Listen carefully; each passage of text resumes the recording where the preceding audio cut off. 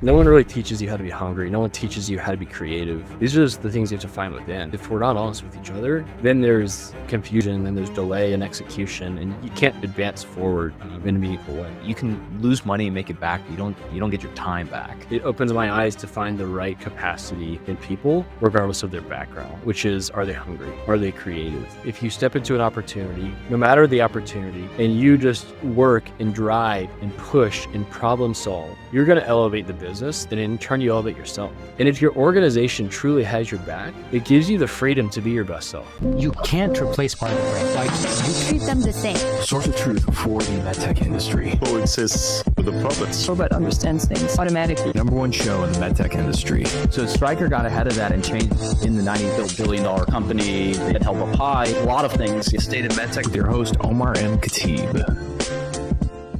What's going on, everybody? Welcome back to the show. Kind of continuing our marketing series. One of the most important things in marketing is understanding, like, how do you sort of communicate to a variety of different departments, but more importantly, driving that value in terms of clinical adoption, among many other things to the market. Doug and I have been connected for a long time, I think almost 10 years now, mainly because of our connections over at Auris, which is a company that J&J essentially acquired. Since then, Doug served a variety of different marketing roles and leadership roles across a lot of different interesting companies. Today, though, and this is why I wanted to have him on the show, to provide sort of a little insight about his career trajectory, things that he learned along the way. He's now sitting as the SVP and GM for vascular overhead imperative care. Really, really exciting company. If you haven't learned about them yet, you can go check them out on LinkedIn. And their biggest thing is about focusing on like vascular care. And so there's a whole suite of products that they have. A really interesting, cool company. Hope to have their founder, Fred, on the show one day. But that being said, and again, if you want to learn more about imperative care, you can go to imperativecare.com. So, Doug, great to see you. Finally, excited to have you on the show. How are you doing? Good, Omar. Thanks for having me. I feel like we've seen each other 1,000 times, but yeah, I never really had a chance to catch up. So looking forward to this. Absolutely, man. So like, let's, first thing, to kind of get started is like, who is Doug? Like, where'd you grow up and everything? And more importantly, how did you get in the industry? Like, something that's very unique about you is that you actually started your working career in medical devices as somebody who grew up in Silicon Valley. And so I think it'd be really interesting to kind of cover that. And then we can kind of dive into sort of the details and lessons learned. And of course, like glorious war stories from the trenches, which is what the audience, especially the younger folks, love to hear.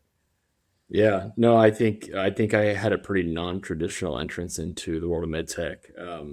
I grew up in Georgia, just outside of Atlanta city, northern suburbs, and I was in school at University of Georgia. I was studying business. I was studying Spanish. I was looking at getting into with the securities consulting with the Big Four, Ernst & Young, PwC, and I was 3/4 of the way through that degree, and I started to question what I really wanted to do. People always say, "What do you want to do?" And I never really knew as a kid what I wanted to do. The summer between my junior and senior year at college, my mother worked with a notable breast surgeon in Marietta, a northern suburb of Atlanta, and I was visiting her at her office, and I was down. This is when you had chart rooms, right? You had just rooms full of charts. Everything wasn't in Epic yet, and I was down in the chart room, and there's a handful of 20-something-year-old guys down there, and a few MedTech founders that I didn't even appreciate who they were. And I was like, "What's going on down here?"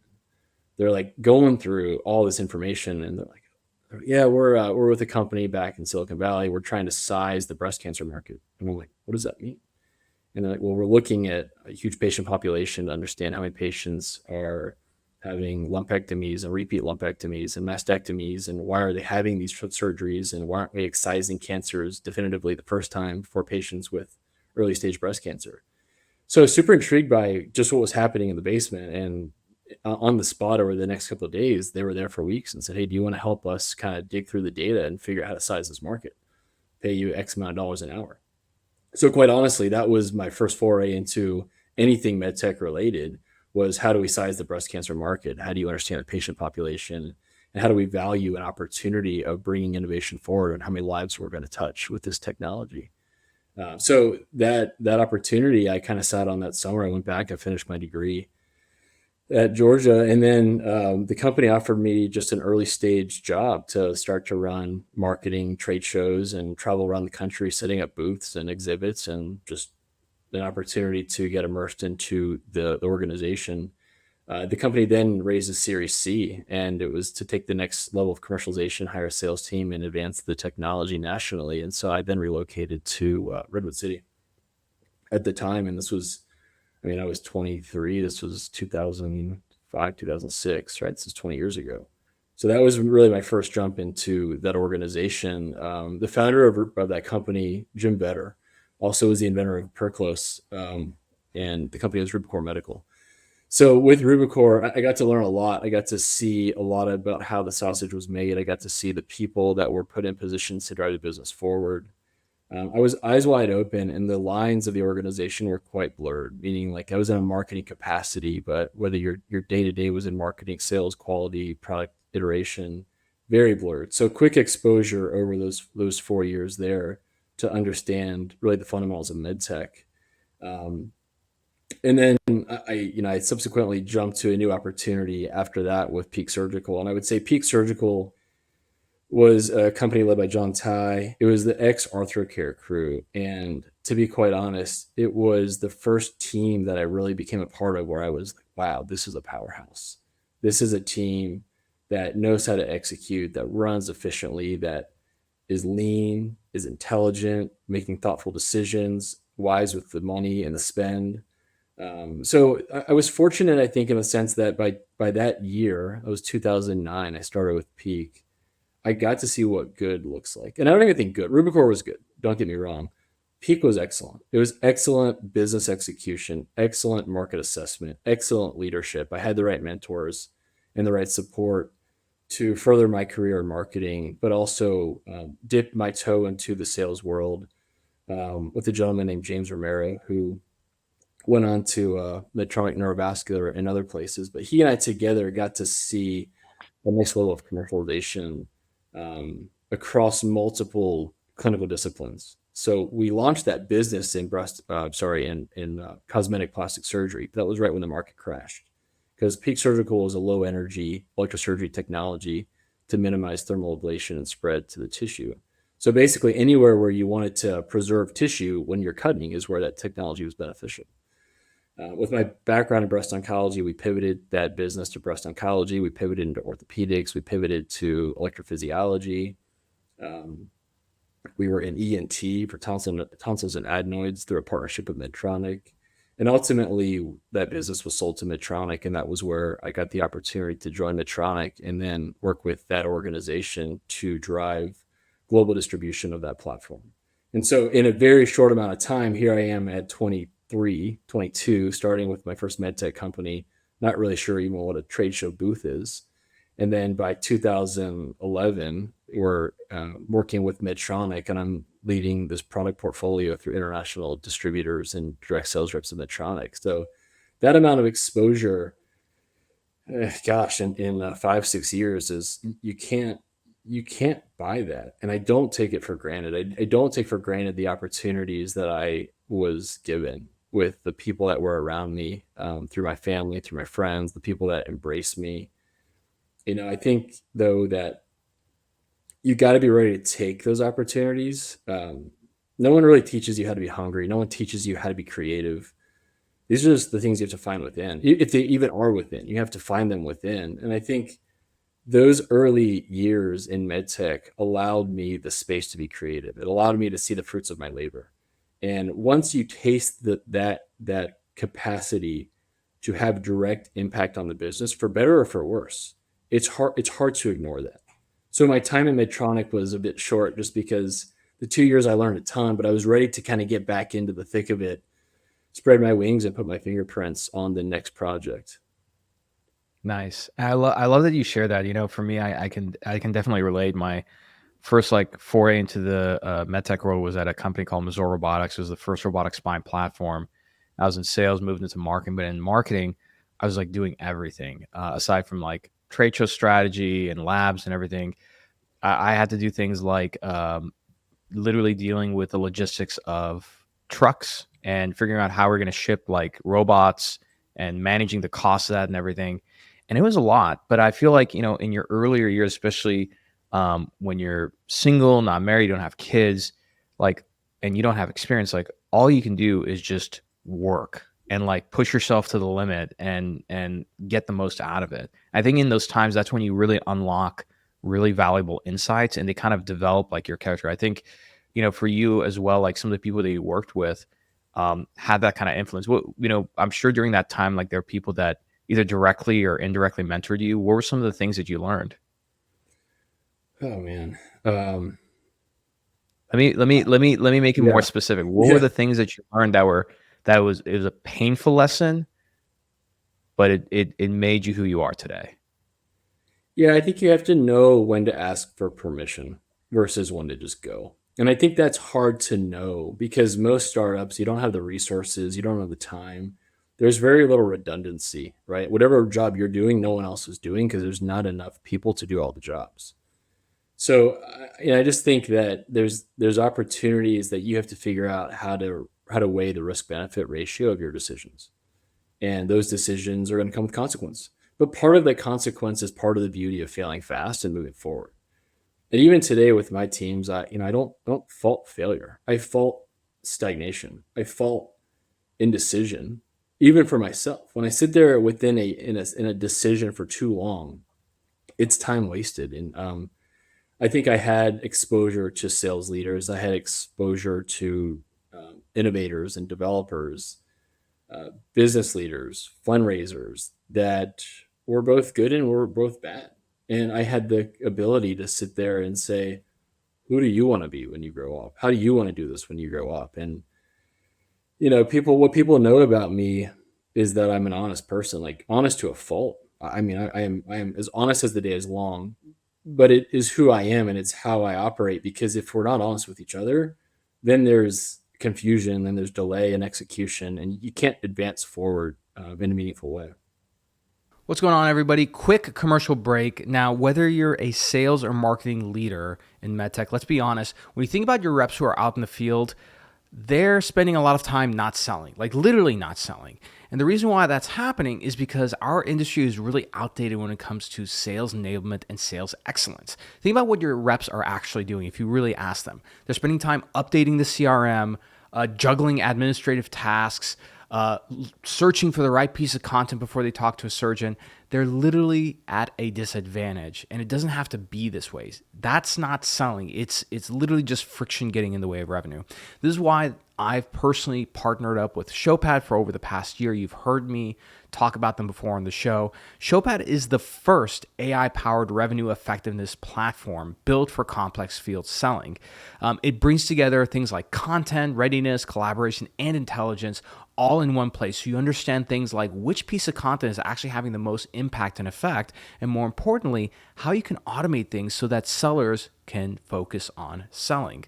Sellers can instantly find the right content with AI search, sharpen their pitches with AI roleplay, which is really cool to see, and even build digital mutual action plans that stay in sync with buyers and accelerate deal cycles. Deal velocity and pipeline velocity is everything. Showpad really helps that. So all this context essentially goes back and fuels Showpad's intelligence layer, surfacing insights and the next best steps to help sellers close deals faster. So if you're interested to learn more, go to showpad.com/state of medtech, and you can learn more there. Now, let's get back to the episode.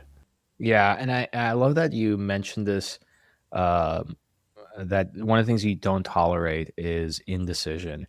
And I think that's so important to point out because I think a lot of times when, no matter who the person is at what stage of their career, a lot of people, they default to this mode of like overthinking things. And that doesn't mean to say like you should rush into decisions, but a lot of times things are solved through action. One of the things that when I started my business that was inspiring to me was Jeff Bezos talked about like how you handle stress, and that the way that you handle it is actually taking action, and that even though the problem hasn't been solved, you'll feel better just because something's being done. And most recently, I mean, I'm sure you're also a reader like myself. One of the this is hard, as you can see, I'm in my library, so this is very difficult for me to say this. Probably one of the best books that I've read, let's say from a business self-development standpoint in the last decade. I just discovered it recently. It's called Rockefeller's 38 Letters to His Son. So these are actual letters that he wrote his son. Someone found them, put them all together, and published it as a book. And one of the chapters where, again, he's handing out these life lessons to his son about building enterprise was do it now. Like, don't talk, take action, seize opportunities, do not wait, just do it now. And I think that there's so many people in our industry that need to sort of embrace that kind of mindset, especially in the startup world, because, you know, you can lose money and make it back, but you don't get your time back.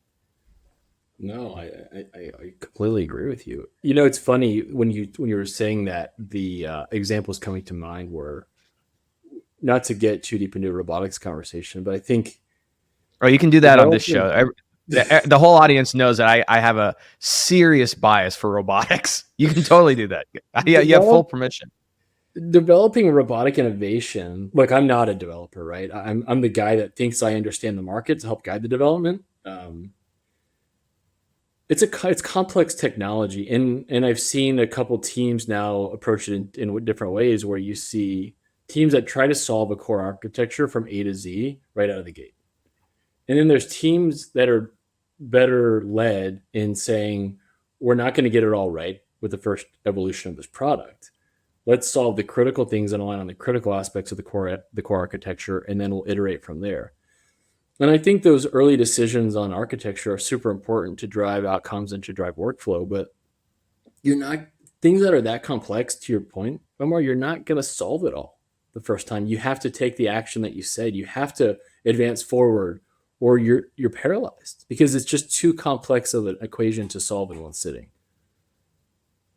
Yeah, no, I completely agree. And sometimes, like, you know, I think this is, you know, I experienced this like really firsthand as a founder, and more so like a small business owner. Like I'm not venture backed, right? And most of the times, like, and I think this for like life advice, this is really big on following your intuition.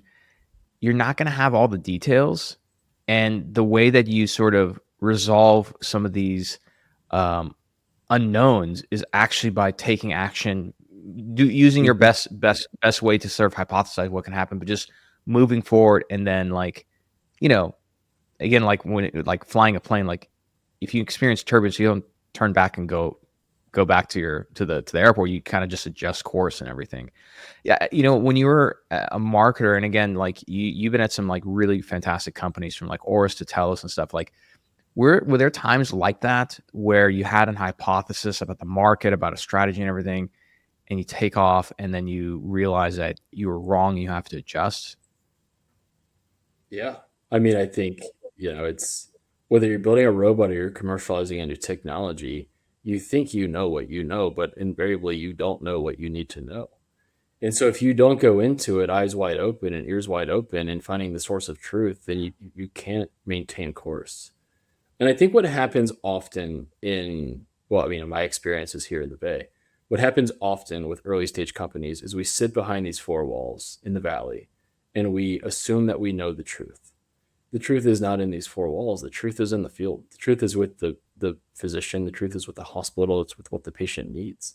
It's with your sales team. If you have the luxury of having a sales team and having the commercial facing entity, you have to be one with that team, because that's where the North Star truly is, of what the market needs and what the patient needs. All too often, we end up sitting in these rooms surmising what we think the answers are, and to some degree we're correct, but to perhaps a larger degree we're wrong. So yeah, a number of turbulent events in my career. You know, I think at every organization I've been in, whether it was Peak or my time at Mauna Kea, with those folks, or even at Auris, you know, we pivoted a few times into that development. At Auris, I was, you know, we had three businesses kind of in development at once. Are we urology? Are we GI? Are we bronchoscopy? Are we you know, full laparoscopic surgery, general surgery? There's a lot happening in that organization, and you know, Joe Urban and Dave Schumers and DeFonso and those guys, like the amount of hours we spend deliberating on the best first path forward, those opportunities. What do we commercialize? How do we do it? There's so much pivoting. There's so much oscillation that happens that you have to. This goes back to my trust. Like, if you don't have the trust with the people And if you don't respect each other and each other's beliefs and ideas behind the business and the business needs, like not any one person knows the answer. So I tell the team all the time, like I might be the GM of the business, but I perhaps have the least amount of answers of anyone in the business, because I think my responsibility to the organizations is to synthesize the information to align on a strategy and rally the team to move forward. But you have to hire the people with the right ideas, and then you have to collaborate in a way that's meaningful. I completely agree with you on that, and 100%. But you said something interesting about synthesizing ideas, and I think like one of the lost art forms, maybe, uh, of being a great like leader and business strategist is the ability to like think and synthesize ideas. I think I'm gonna make like a little prediction. Here inside our agency, we use a lot of AI. We train models for customers and clients and everything. But something I noticed, actually, MIT published a study about the negative effects of using things like ChatGPT, because it just makes you dumber, because you get so used to having it think for you, so you're actually incapable of thinking and writing and stuff. We have a mutual friend, Josh Stefanza, who's become like a great friend of mine. He's like I feel like he's like an older brother for me. And Josh, very much like you guys have very unique trajectories in your career. And so for Josh, before he was the Josh Stefanza everybody knows today, had sort of a pinnacle, or let's say inflection point in his career, which was at Endogastric Solutions. It was not very well run, for better, for worse. I won't get into the details of that, but Josh was in this habit of just writing these memos that nobody was going to read. He just wrote these memos, and they were in some Google file or Drive or somewhere. I don't know exactly where it was. And then the new CEO that came into Endogastric Solutions found these memos, read them, called Josh into his office and said, like, why don't you just go execute these things? When you look back at your career, can you think of a moment, maybe not exactly like that, but a certain inflection point that you felt like physically and let's say physiologically that you were moving up a level? Yeah, without a doubt, it was at Auris. I mean, Auris was What populated. year, what moment, if you can take us back, like really kind of take us back to that time in that moment. What was going on and what happened? Yeah. I think when I came into that organization, I think in 2015, it was just Dave Schumers at the time, and of course it was Fred Moll. I remember sitting down with Dave Schumers. I think it was in Chicago, and I was working with Mauna Kea Technologies at the time, doing a lot of work in endoscopy, endourology, and GI, and the pulmonary space. And I remember meeting Dave for the first time, and just the way he approached the conversation, with imagination. I realized I was talking to someone that had a vision. I was talking to someone that had creativity. I then, got access to conversations with Fred Moll. I got better access to Auris Health in general. I started with that organization as, I think, the director of marketing for GI. Schumers pulled a fast one on me. He interviewed me and said, "Hey, I need someone to lead our pulmonary division." Came in and he said, "You're going to do GI." And I said, "I don't care what I do, Dave. Like, I know I'm doing whatever I'm doing with the right people." And that honest to God truth is like, I never do really care what I'm doing if I'm doing it with the right people on something that matters. And it's 100% true. I just want to be part of something that feels like it's energized and moving forward, and I'm stimulated by the people. And so having those conversations with Schumers, with Fred, and others that were on that team, what I realized is I was walking into a world where creativity was going to be pretty much at your own will, meaning like whatever you could bring forward was going to be embraced. And to run a company with that ideology is not something I had seen. I never had an organization that had the means and the resources to say, we're going to change the world. How do you want to do it? I had always been part of organizations that say, here's a product to solve this unmet clinical need. We have this amount of financing. We have this much time. That's more normal.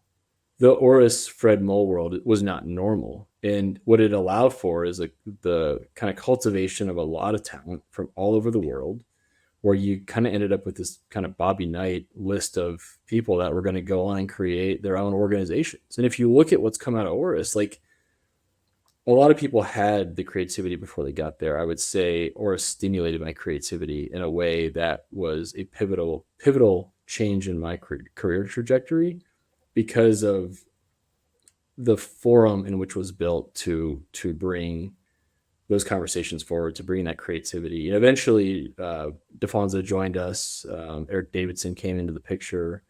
Bill Green, our sales leader. Like, these people were best in class at what they did in their prior jobs, and it was like we now had a room full of all these people. So for me, that organization was an absolute blessing. Now, it was a hard point in my personal life just because I had young kids. I was commuting to Redwood City from Auris. It was an hour and a half each way every day, 5 days a week. But I knew in my heart. I know that commute, man. It's rough. Yeah, but I knew in my heart, and my wife supported this every step of the way, that like this was an opportunity that I had to embrace. I had to lean in. I had to be present. I had to absorb. And it's also pivotal because I chose in that moment to kind of raise my hand after the product was we built the product, we'd spec'd it, we felt confident in it, and I raised my hand to Bill Green, our head of sales at the time, that I had recruited over from his last organization, and I said, Bill, I want to run sales for the West. And he's like, well, you've never really done sales. And I said, you're right, I haven't really ever done sales, but I've always been in a world with these lines that are so blurred that I feel like I know the process. I feel like I can drive adoption, I can drive emotion, conviction, and like, again, this was an opportunity. He could have said no. He could have said, you're absolutely crazy. I get 12 heads. Why am I going to give you one of them? And like, I don't take it lightly that he and Eric and the team were like, yeah, you go do this. And so for the next 24 months, I was literally an apprentice of Bill Green, which, there's no one that I think has done a better job selling capital equipment and now robotics than he has, and the teams he's built around moving products forward, around how do you tell the story? How do you identify funding? How do you build sales teams? How do you build culture? So Auris was just an inflection point in my career in so many ways. I don't have the little memos in my back pocket like DeFonso did from EGS. But man, I have a lot of hours spent in that office and nights where we just slept in the office because we were going late. We were playing ping pong and we rolled cots out on the floor and we did it again the next day. So I'm forever indebted to people along my career path, but I feel a lot of appreciation for that team at Auris Health. And I think people that weren't at Auris, they probably get tired of hearing it from us, like how great it was and the whole bank of talent, but it's just one to remember. Yeah. And look, I think I'm in a position of authority to comment on like what teams are worth like talking about over and over again. And I've had so many different companies and teams on the show. Auris is definitely one of them. And and I can say that not necessarily because of what happened at Auris, but what happened after Auris, in terms of how all these people are on and they've started different companies, their sphere of influence. So the coaching tree is pretty impressive. I would say that the Auris team, or Henry Peck and I would joke, the Auris Mafia. I think the other more recent class of individuals that is similar to that, but they're a little bit farther along, just because of timing and everything, is like the early class of Intuitive. Mm-hmm. I'd also, I'll throw it on there, and I think Josh was part of that team. I know Schumer's was, but like the team that Tony Recupero led at Kaifon, another like phenomenal team. You can't argue with the results because of, one, the outcomes of those companies, and then the results of like what those people are doing now in their careers. Yeah, absolutely. When you're working under like Bill Green, you mentioned, the amount of influence he had on you, like, were there specific lessons that you took from him that really influenced your leadership style and the way you think about strategy, managing people? Is there anything that specifically stands out? It's funny. I think with Bill and I, it was an interesting combination because I felt like I knew the market pretty well. I knew the product really well just from being on the development side with the team. Hold on, I gotta jump in for a second. We're gonna take a little side quest on that. When you say you knew the market really well, what did you do to inspire that confidence within you that you felt like you knew the market really well? Like I want this is for like the younger people who are listening. Go into the details about what you did to get to a point of saying you know the market really well. Yeah, and like, look, I can't say what I did. I can say what I was a part of, and we just had people. Again, I think I talked to you about the bait and switch, right? I was hired for pulmonary, and I ended up doing GI, and it's because David hired a gentleman named Don Tanaka, and Don was running our pulmonary product line when I started into Auris. Joe Urban was running the urology division, and then I took the GI division. Don had extensive relationships in the pulmonary space, and he was bringing physicians forward very early in the development cycle, prior to me even getting to the organization. So I think when you design, and this analogy holds true with imperative care, because this is almost to the T how imperative really built such a sound product with the right product market fit. Is it had physicians in the development needs process early to make sure the product was built the right way the first time. And so I think Don did that well with the pulmonary community, the interventional pulmonary community within Auris. And so we had done so many preclinical labs. We had so many conversations on the physician pain points, procedural pain points, workflow, diagnostic yield outcomes. I mean, the literature, the visits, the dinners, it's just, I would say we spent 3 years just day in and day out working with these physicians to not only build the technology, but understand the market, and then understand what what hospitals were willing to spend to gain access to technology such as this. So I really credit Don and the team for having brought those physicians forward to give us such exposure to the market need. So by the time we got the first clearance in early 2018 and Bill Green was in the saddle to start commercializing the business, we had the touch points, we had the physician relationships, we knew the pain points we were solving for, we knew how to build the pro formas on moving capital products forward into the market.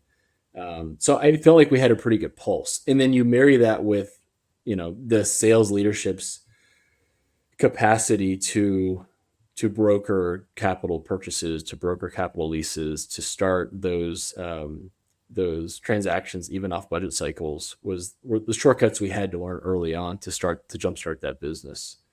So in that time frame, you put then Bill and I together in the market, and here we are kind of going around the country, meeting with all the leading interventional pulmonology teams across the country, and we just were very well informed across what the market needed through Bill's experience in the pulmonary space, through what we learned preclinically in the development cycle, and then just the preparation for commercializing that technology.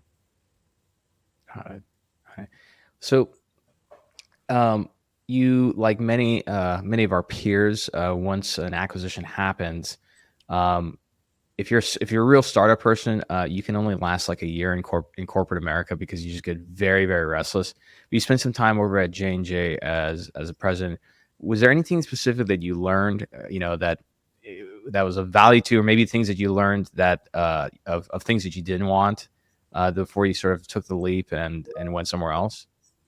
Yeah, I mean, I had already spent a few years at Medtronic through the acquisition of Peak Surgical.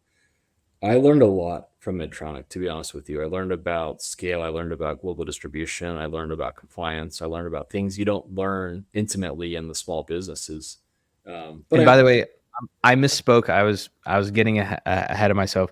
When you moved over to J&J, you were in a director of sales or sales manager role, correct? Yeah, I was still in a sales capacity. Yeah. Yes, there we go. Yeah. Marketing at Auris, it turned into a sales role while Auris. We got acquired by J&J. I stayed in a sales capacity.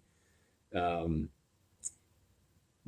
that was also the same time COVID hit, right? So COVID kind of comes in the door at the same time, and we're selling robotics for bronchoscopy and peripheral lung cancer diagnosis, but we have patients that have far greater acute needs at the time. So I wouldn't say it was a fair shake with J&J, because it was just an interesting time for all of us. But I would suspect I stayed a couple years with J&J. I suspect if I would have stayed with J&J in a corporate capacity, I'm sure there would have been things I would have learned that probably would have built off of what I learned at Medtronic. But I think I had tasted enough at that point to know hey, I moved to the Bay Area for a reason. It wasn't necessarily to work with the big companies. It was to work with these small organizations where I could see the fruits of my labor. Um, so yeah, I was ready to make a move if the right move came along. And I'll tell you that our head of clinical at Auris was really the first one to come over to imperative care as the head of clinical for imperative care, and that was that summer of 2020. Um, Amir, it's funny. So Amir, who's also was at EGS with Josh at Auris with us, brilliant individual that is unparalleled with driving clinical strategy and clinical affairs. But he's the first person I talked to that really said, "Hey, you got to come look at imperative care." So I was ready. I was ready at that point to kind of close the chapter on J&J and get back into something really special. And what was it that stood out to you for imperative care? Because I think something that we both share in common is like you know, we spend time in like really valuable, exciting robotic companies, and the kind of the double-edged sword of that is that when you go to like a really cool company like a Mazor Robotics or an Auris, is that after you're done with that, everything just looks dull and boring, and so it's very difficult to actually find something where you get like even a little excited and just say, man, that seems like a level up for me at least. So what was it about imperative care that kind of stood out to you? And maybe you can explain, there's a connection between imperative care and Telos. You were a VP over there, but yeah, tell us about that story and like what were some of the what were some criteria that you used to select that company? The reason why I asked that is that you said something important earlier about the importance of not caring about what you're working on, but that you're working on the right thing with the right group of people. And so I'm sure you get messages like this all the time. I always do, which is people asking like, oh, what's the next like great thing for me to move into for my career, like industry space and everything. And I feel like those are the wrong questions. So what are the questions that you asked yourself and you used to sort of evaluate imperative care? It is the wrong question. I couldn't agree more. I think the question you have to ask is not about yourself. Because if you believe in the mission and you believe in the solution, whatever happens to you will benefit you. And what I mean by that is like the thing about imperative care that caught my eye was stroke. And the gravity of stroke, the massive unmet need of stroke thrombectomy. And um, and it's a young space. So it's a bit of the Wild West, and it was more so 10 years ago than it is now. But like the thrombectomy trials didn't really come to fruition until like 10 years ago. And that was the hard work of the Penumbras and the Medtronics and Stryker and those folks that did that work to prove that taking the clot out of the brain for a certain size clot was the most effective way to reperfuse that patient's brain. But the challenge is we still only have, even in any capacity, 700 hospitals are billing for stroke thrombectomy a year. And only half of those are decent volume. And again, I live in Santa Cruz County. My primary hospital does not do thrombectomy. So if myself or my family has a stroke, a major stroke, like we're going to end up triaged to the wrong center first if thrombectomy is needed. We're going to get a workup. There's going to be a phone call to a comprehensive stroke center, and they get to make the choice: do they take the patient or not? And the patient doesn't know that. The patient doesn't know that where the care is. And I think when I remember to this day having the conversation with my family about the opportunity, and I said, look, this is solving something that's really needed. This is not some bullshit technology that's already been solved. There are 80% of people in America that have no good direct access to thrombectomy for ischemic stroke. So I think if you're looking for opportunities, you have to first identify, is there a real need? And then you get to have the next conversation. Is the company you're talking to, do they have a real solution? Why is the solution better? Why is it a novel solution? Is it a Me Too solution? If it's a Me Too solution, try to quantify the incremental value of that. And then what does that mean for the patient? What does that incremental value mean to the physician? What are the economics to the hospital? Is it differentiated from what's out there? And what imperative care did so dramatically different is, and I don't want to get too clinical, but it brought the idea of intracranial access all the way to the clot. So right now, historically, you go take an access catheter from the femoral to the distal carotid, cervical carotid, And then you take reperfusion catheters and you zigzag through 10 centimeters of tortuosity to get to the vessel. But we know getting the clot out takes more than one pass, often more than two. So what are you going to do? Re-navigate this 10 centimeters of tortuosity? What Imperative Care did is they built novel catheters where the access catheter would guide itself all the way to the clot. So now you're working directly from the clot if you're going in and out with an additional catheter. So what I appreciate about the organization was the founder clearly is incredible. He had hired a team of leaders that were also incredible in their own way of developing and inventing in the neurovascular space. And I felt like the technology that they were bringing forward was bringing real value. And then, oh, by the way, I was talking to kind of the second coming of another CEO that is saying, hey, use your imagination on how else you want to solve this. I'm thinking robotics might be a solution, but I don't know, Doug, can you help us think through that? And that was really where I saw myself adding value, because it's hard for me to go to an organization, no matter what role or what offer, if I don't see myself adding value. But when Fred Khosravi said, the only way to get to the other 80% of patients in the US and the 95% of patients globally is through one of a few ways. One of those ways is, can we build robotic technology to get access to this patient population? And that's where I got really inspired to think, not only is this company already clinically solving the end effector or the catheter or the device treating the patient, but this company is also willing to invest in the technology to take that catheter, that therapy, and scale it well beyond anything else that's been done to date. And you got to look at the economics of the whole triangle. What drives investors to invest? Why do they get a return based off what value of the technology, and is the right composition of people to actually drive that vision forward? Got it.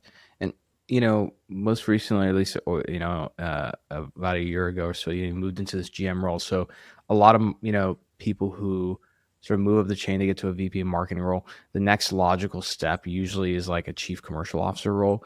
But what sort of distinguishes like going to a CCO role, for example, versus like a GM? And what are I would say like 2 or 3 main priorities as a GM that you're really focused on doing? Yeah, I mean, I think a GM can be a tough role, to be honest with you. The way Imperative Care is structured is we have really a few portfolios. I started in our stroke organization as the VP of marketing to lead our stroke commercialization products.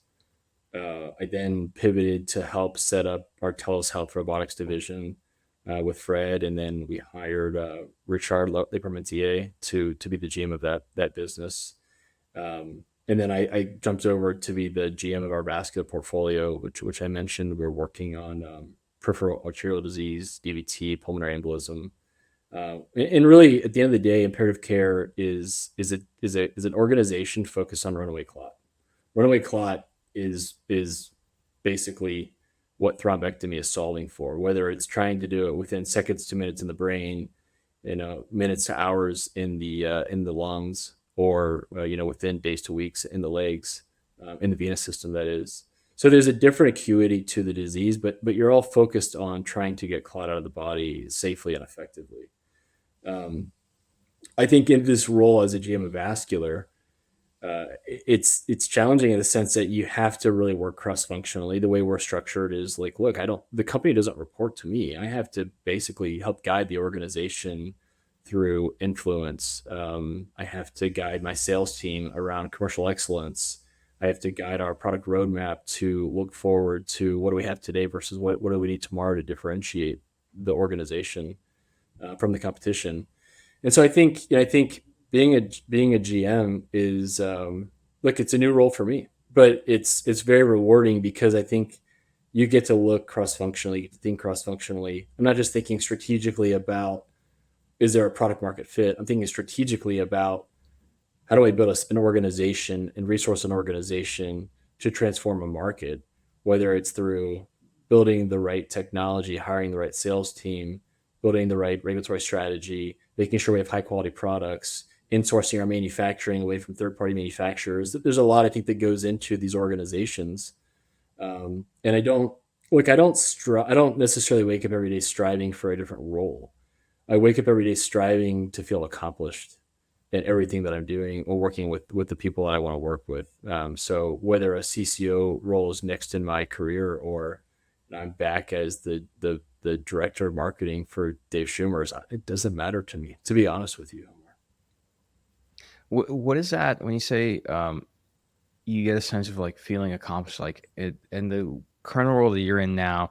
And I think this is one of the transitions that I think many people have to make. I had to make that in my career. I'm sure same with you. Is that when you go from a sales role into marketing, especially marketing leadership, you're used to getting like some like quick wins and the results of your labor within like maybe a few weeks or a few months. But in marketing, a lot of times it takes like quarters, sometimes years. And so as a GM, like there are some long-term goals and objectives you're trying to accomplish, but what would be some like leading indicators that would make you feel that you're checking that box of like accomplishment, that not only you get like satisfaction out of your work, but that you're heading in the right direction? Yeah, I mean, I think, look, we have implemented really what seems straightforward as KPIs in our organization. And I think the first thing that I think about every day when I get up is, are we achieving the right clinical outcomes?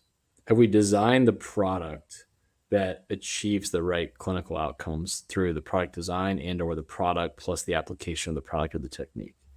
I think that's honestly where my brain starts. And am I getting the right outcomes in all hands, or am I getting the right outcomes in only select hands? And if so, how do I optimize my training? How do I optimize my product portfolio, my product roadmap to make sure that the outcomes are what the market needs, what the patients need, and ideally that are differentiated from the competition? I think once you kind of check that box, then you can get a little more creative and back away and say, okay, we have the right product market fit. We're getting the right outcomes. What are the programs? What's the awareness campaign? How do I bring more understanding of this technology to the markets that we're in, which are quite crowded? They're hyper growth, they're hyper competitive, and it does require pretty sophisticated product differentiation to make sure that you're keeping yourself, in the front of your physicians and hospitals' minds. How do you know when you have the right product market fit? I mean, it's a complex question, right? I go back to those KPIs, and I'd say, like, am I getting the right outcome? Am I seeing the expected utilization based on what the market has told me? And do I have the ability to scale the business in a way that is repeatable and predictable? And if not, then you got to keep going back to the drawing board and turning the dials, whether again through your products, through your people, through your positioning. Like for somebody who's, let's say, managing a product portfolio or like a specific product and they're not getting that traction or product market fit, what's usually, if you were to go and diagnose, and I know it's going to be different in every single case, but like, where would you start if somebody came to you and said, hey, we have this product, we don't have product market fit? Let's assume that the things that they show you indicate that, yeah, you definitely don't have product market fit. Where would you advise that person to go next? What would be the next like step or moment of action? I mean, I think at that point you have to peel back the onion and start back from the beginning and say, what are the pain points? What were we even setting out to solve? And then because oftentimes the diagnosing your pain points and your solution could be years apart. It could be different teams. A lot of things can have changed over that time frame because the development cycle, the regulatory cycle, it takes quite a while, right? So I think often we do these market assessments, you do market research, and a lot of it can be a waste of time and money if it's not accurately pointed. But I think in the world of product development, you got to go back to those pain points and you have to go say, did I solve these pain points? And if yes, and the product solves them, then it's going to be the next layer, right? What is my process? What is my distribution mechanism? What is my story? What is my message? Am I missing the mark on any of those? You got to keep peeling back the layers to see where the opportunity is. And sometimes it's the people, sometimes it's the product, sometimes it's the process. But I don't think there's a bulletproof way to simply say it's always for one reason or another. When you look at, let's say, a lot of companies, whether you've been intimately involved with them or just as a sort of a bystander, where do you feel like if they don't achieve product market fit, what do you feel like is the most common reason or common place that people miss? So I feel like, there's a lot of trends and patterns in our industry. Is there such a thing? Do you feel like there's something that you feel like companies trip up on most often than not? Well, one thing common I think in the Bay here is there's, a lot of times there's a technology that's conceived and then we try to nail it into a home. And I think Mm, that is problematic. I would try to avoid that going forward in my career, where there's some novel invention and we're now surveying to find a home for it. I think again, the thing that I love about imperative care is that the need statement is very clear. We know exactly what we're doing. We know exactly what we're solving for. Whether it is how do I clinically get a catheter to the right place or how do I scale the access to that care to more people, it is very clear as to the problem we're solving. There's no indecision or misalignment on that. And I think that that at the core really helps guide the organization towards finding the right solution and marching to the same beat of the drum. But it happens often here, right? You get inventions out of universities or academia where you license some IP and it was a cool technology. Now we're gonna go try to find a home for it. I think the healthcare system is becoming a little bit too sophisticated for that. I think the financial modeling is too sophisticated for that within hospitals, where you have to put pen to paper and you have to see how this is going to pencil out for the hospital financial system. got it. That makes sense. Um, what would you say is the most like important skill set that you sort of had to develop that was like net new for you this past year? Transitioning from like a VP of marketing role into the GM role. And I'm looking for something specifically where like if you remember back to like when you learned how to drive, you were like in system two thinking, like literally you can feel your foot pushing the gas pedal, your hand like on the wheel, like everything. You're just expending so much mental energy paying attention to what you're doing. What was like that for you in the past year? Yeah, I mean, there's a lot I think that I could get into with this question. I think specifically what I have had to really focus on is the behaviors of how we commercialize technologies inside of imperative care. And if you're an organization that's commercializing technology into more than one market, you can't necessarily assume that the way we did it in market A is the way we should do it in market B. You don't have to assume it's different, but you also should not assume it's the same, because I think different markets definitely demand different strategies, different go-to-market plans, different people. So I think that's kind of number one. Number two would be, as a GM, you have to make sure you're adding value in a way that makes sense, because there's very sophisticated leaders throughout imperative care that are very capable of doing their jobs, oftentimes far better than I am at mine. So you wake up every day and you say, how do I add value to this equation? If I have a head of R&D that can do this and head of marketing that can do that, and the sales team reports into me, how am I the glue that connects the operations of the business, that connects the commercial strategy behind the business to make sure that we're thoughtful in our actions and execution? And again, I think it's even more challenging within imperative care because it's not just vascular. I'm the GM of vascular. There's a GM of our stroke business. There's a GM of our robotics business. And we all work in concert, but we all also work within our own organizations. So thankfully, it requires high communication, which I'm used to, and I enjoy that part. But I think as the GM, you got to look at the business and identify where the gaps are, and don't assume that what you did yesterday is going to work tomorrow. Yeah, I completely agree with that. And I think, I wonder if you feel the same way about this, which is our industry's been the last, let's say, few years going through an evolution where historically, since let's just say maybe the 70s or 80s, I kind of pin like the 80s as like when med device became like a thing, where we've been able to rinse, wash, repeat, use the same playbooks, same approaches, etc. In the last few years, like that's really changed, and we can get away with those things, even just how we let's say go through FDA or commercialize things. And so I think a lot of people in the industry are having to go through things that at least like people like you and I are normally doing on a daily basis, which is figuring out like what's the better way to do this, how do we reassess things, how do we measure what our traction and our progression is against KPIs, and then really ask the hard questions. Do you feel like do you sort of see that among your peers as well as this kind of like new evolution that people are having to go through? Yeah, absolutely. I mean, when I set up a business or a product, the first thing I do now is build a pro forma. Like we didn't do that 10 years ago, right? Like I start to build pro formas for how do I think the hospital is going to depreciate or justify the investment.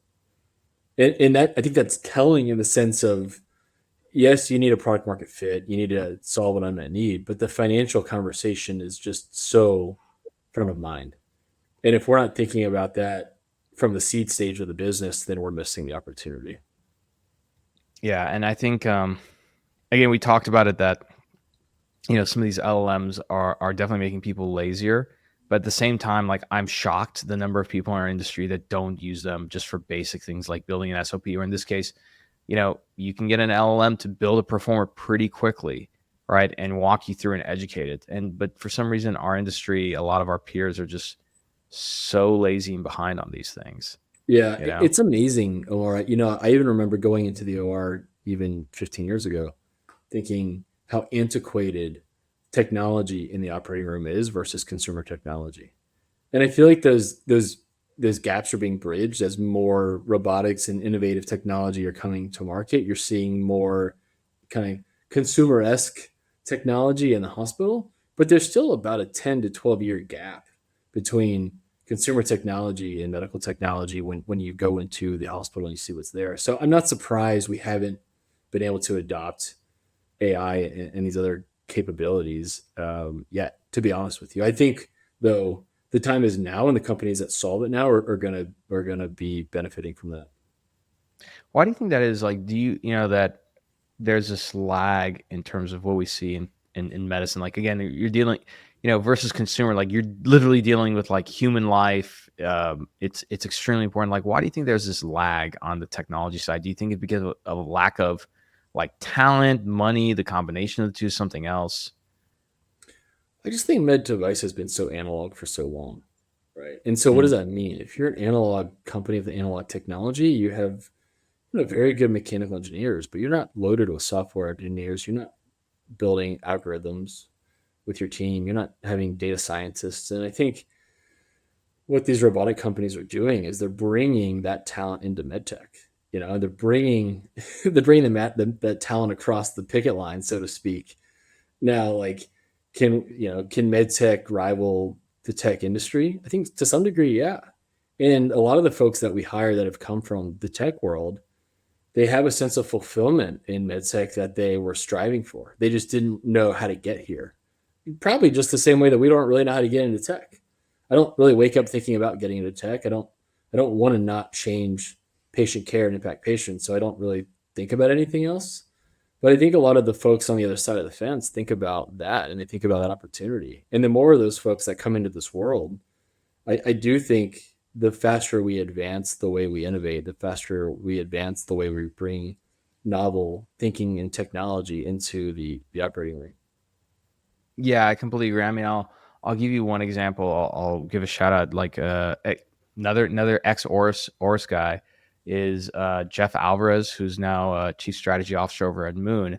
I got to work with him when I was at Potrero, and that was the first time where like I really saw how a Silicon Valley company should be run, just from the basic thing of like OKRs even. I didn't even know what the hell those things were until I started working at Potrero.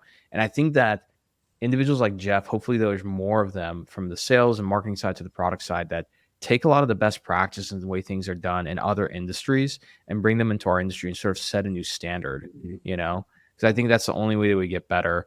And, I personally believe there's a ripple effect from that, which is if we have better ways of running these companies, we have better ways to raise money.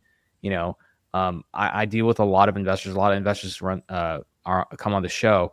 I can't go to some of them for some of the companies that are raising money, because the companies that are raising money, at least their commercial process is like, hey, we're going to raise a bunch of money and let's hire like 20 salespeople who have relationships.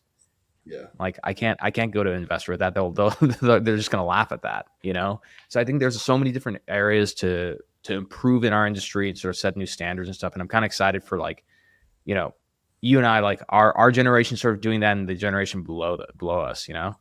Yeah. No, absolutely. I think that there's like it's going to change so fast. It's actually all about to change very quickly. And the question is which companies embrace that and drive the change versus which are watching. And I think those of us that have, I would say, the talent base that's thinking creatively, that has access to these forward-looking innovations and technologies, are going to get a head start.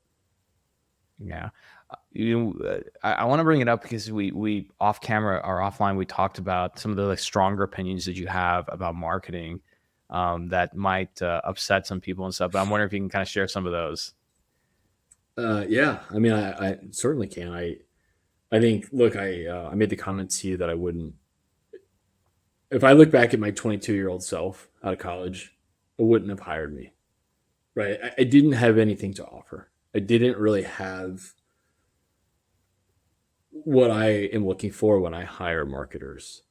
And I think as I look back at that time, am I grateful that someone said, yeah, here's a chance? Absolutely. But I guess would want to impress upon, your audience that being in marketing is only valuable if you understand what the business needs. And if you understand what the business needs, it really, in my mind, comes from two angles. It comes from what does the customer need, which often comes through sales experience of being in the trenches and having the number and fighting for adoption, or it comes from the engineering side and knowing how to build a solution that someone told you they needed for a product to treat some patient. And so I think now when I think about hiring marketing, I actually think about the genesis of that marketer actually not coming from marketing. I think about the genesis of that marketer coming by way of a different function of the business where they got experience that was rooted back in R&D or back in sales, because it brings a different lens to the marketing role, which I think is what the marketing role requires to be super effective. Now, like, do I feel like I've still arrived at a place where I add value? I do. But largely it was only because I had an opportunity in my early 20s to get with a lot of early stage companies and work in organizations where the lines were incredibly blurred between sales, between marketing, between R&D, quality, regulatory, manufacturing. And so I had a lot of exposure early in my career that I think informed my ideas on how to bring value to the organization, how to design the right products, how to build the right story and the right evidence to drive adoption. But again, I probably wouldn't have hired myself, right? So I just look back at that time and I think, man, I got away with one because someone trusted in me, and it opens my eyes to find the right capacity in people, regardless of their background, which is, are they hungry? Are they creative? And I don't know that I was hungry and creative as a kid. I think I found that within once I got to Silicon Valley, and I found out how to harness that hunger, how to harness that creativity, and wake up every day trying to figure out how to add value and bring value to an organization. Because Rubicon going bankrupt as my first organization, like, that's how that ended. That was absolutely going to work, and the door didn't open. And you don't hear about that. Like, you hear about it in movies, but when you hear about it in reality, it's like, oh shit, why did that happen? Like, no, honestly, why did that happen? Was it the product? Was it the people? Was it the way we managed our budget? I mean, I was asking that question for years. And it wasn't till I had the experience at Peak Surgical where I saw the right product market fit. I saw the right leadership. I saw the right spend. I saw the way we managed the budget. So I didn't answer the question on the Rubicon, why did it happen, until probably 7 or 8 years later. And now Why did it happen? What was it? It's a complicated answer, but I'll tell you the simplest answer I can give you is that company had two products, one that was revolutionary and one that was me too.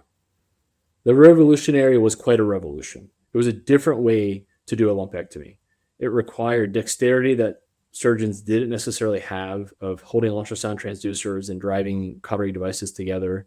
It required additional reimbursement, additional coverage and coding. It was a premium ASP technology without the reimbursement structure behind it. And so we decided to launch that product first. It was novel. It was revolutionary. We then decided a couple of years later to launch the Me Too product, which would have fit into the CPT codes, which would have gotten a cash flow going, and allowed us to fund the revolution. So in hindsight, could we, if we did it opposite, would it have worked? Maybe, but did we have the right people at the end of the day? Do we have the right mindset? Do we have the right process? I was probably too young at the time to even know if those things were true or not. And if you had done the strategy differently, perhaps people would have showed up differently. Perhaps process would have been engineered differently. But I think the fatal flaw was not figuring out how to fund the business over the time it took to bring a revolution to market. I love that. I love that you had the ability to kind of look back and do sort of an after action review on that.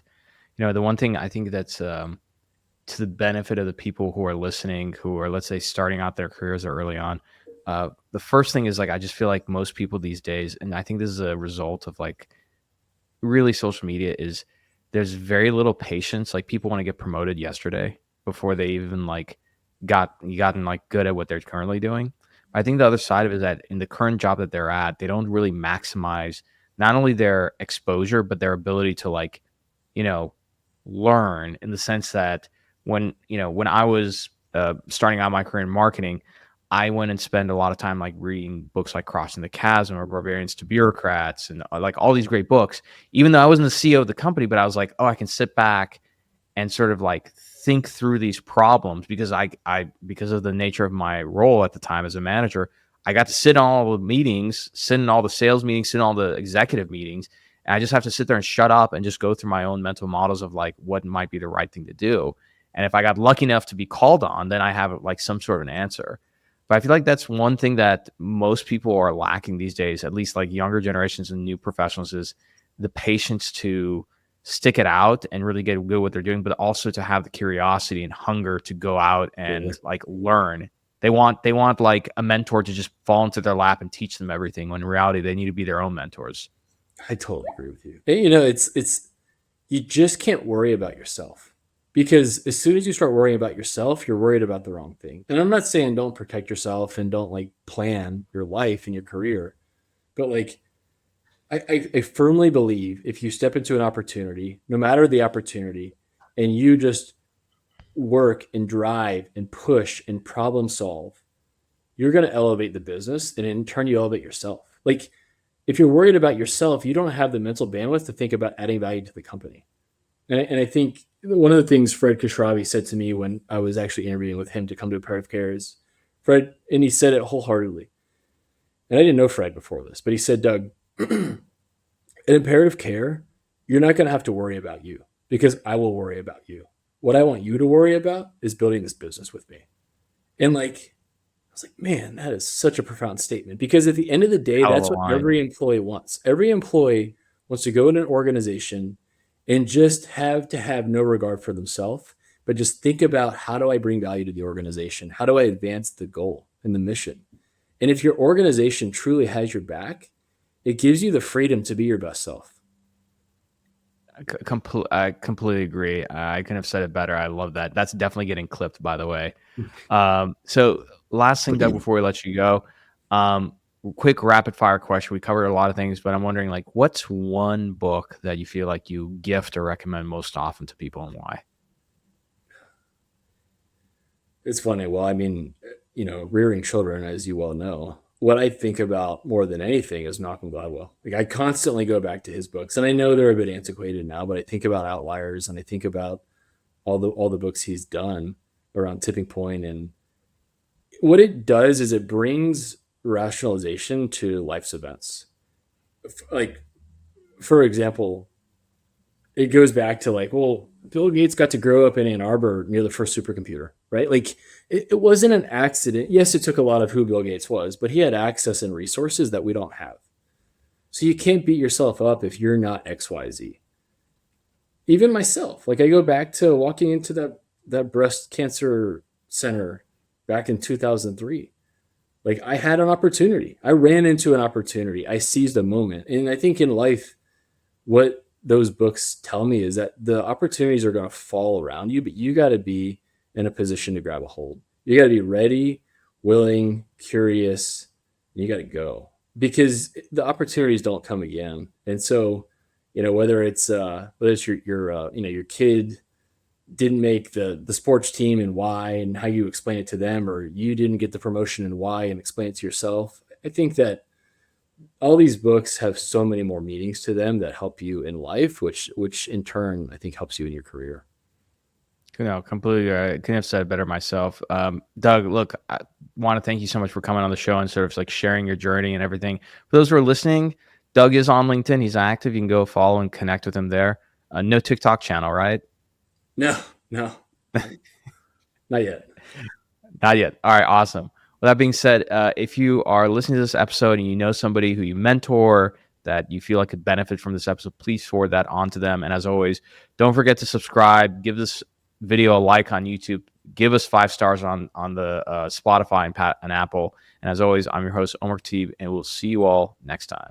Thanks for checking out this episode. If you want to do me a big favor and join so many other people who have helped grow this podcast, take a second and look below. If you're on Apple, give us 5 stars and write a short review. If you're on Spotify, just give us 5 stars. And if you're on YouTube, hit the like button. And most importantly, if you can, subscribe. We release so many different episodes that you may miss. Be sure to subscribe and turn your notifications on. You get extra points with me if you subscribe across all 3 channels. Thank you so much. And if you felt like this episode helped you, send this to somebody who'd really enjoy and appreciate it. Share and spread the love. We'll see you all next time.